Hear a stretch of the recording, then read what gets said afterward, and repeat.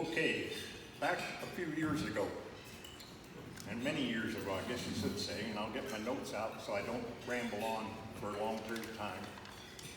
When I graduated high school in a little town of 350 people, and there were 9 in my graduating class, I had a scholarship to go to college. And hey, that's great, okay? But I didn't know what I wanted to do. I knew what I wanted to do. I didn't know what it was or what it was called. And so I started college, and it was all freshmen do. I partied a lot. And partway through the first semester, I was flunking out. So I decided, okay, let's change course here. I'm going to go join the Navy. And went down to recruiter, and the Navy recruiter didn't happen to be in, but the Air Force recruiter was there. So we started talking about hunting and fishing, and the next thing you know, I was going in the Air Force. Well, it turned out to be a very good thing because I grew up, in other words, basically at that time, I got my partying out of the way when I was in the Air Force. Of the 4 years I was in the Air Force, I probably had 3 years of schooling at different times throughout. In other words, I went to basic training, and I know there's Marines in the audience here. Air Force is nothing like the Marines. Our first basic training was 4 weeks of actual basic training before I went to school, and then there was more basic training while I was at school. But one of the things that happened was that we went bivouacking, in other words, out of the barracks, and you're supposed to stay overnight, and that type of thing. Well, it rained, so we went back to the barracks. It was really, really rough. I mean, it was terrible. Anyway, the net result was that I was in ground radar. In other words, this is the landing radar that you use at airports.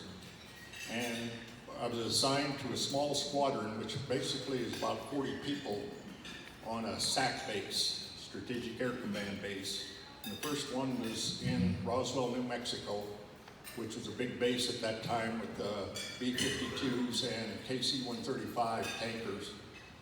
And that's where we did the ground radar at that point. And the neat thing about it is they had about 1.5 miles runway, and those KC-135 tankers, when they take off, they use the full runway when they were loaded. In other words, KC-135 tanker holds about 11 tank cars, railroad tank cars of fuel. And so it's a huge amount of fuel, and we'd be at the end of the runway working on the locator beacons, and you'd have these airplanes come over about 100 feet above your head, and you want to run, but there was no place to run to. Because on a hot day down there, as it would get in Roswell, it would be very hot.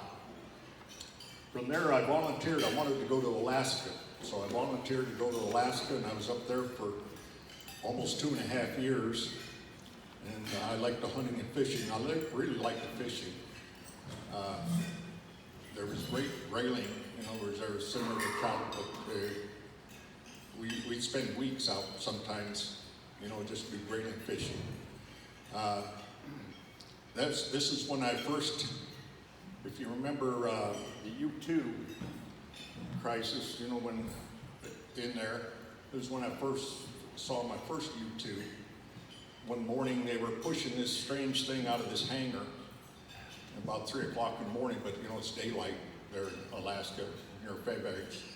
And I watched, and this strange plane just took off on the runway and then disappeared. And then talked to other people, and they'd seen similar things. And then after that, I saw more. And then when U-2 got shot down over Russia, then I found out really what it was. But it was a mystery, even those to us that were around there. About the same time, when I got out in 1961, I was supposed to get out in the end of 1961. Many of you don't remember, but we had a Berlin crisis, airlift crisis again. And it was similar to the one in 1945 or 46, where Russia cut the road off, to Berlin from West Berlin or Western Germany to Eastern Germany. And so I was held in. In other words, they kept me there for, I used to remember that 4 months, 3 days and so many hours. I headed down to a minute. And then I was discharged and got out, and then almost as soon as I got out in April, and there about July, I was working in Southern California, and that's when the Cuban Missile Crisis started up. Well, I got orders to go back in, but they rescinded them, because they settled the thing before the actual took place. So in all, Air Force really helped me grow up. In other words, that type of thing, and I found out really what I wanted to do. And then at that point, in January of 1963, then I went back to college, got my degree in engineering, and then proceeded from there. Worked for General Electric. So in all, it's a great experience, and I'd recommend it to anybody who is uncertain, of what they want to do or what they're going to do in the future. Thank you.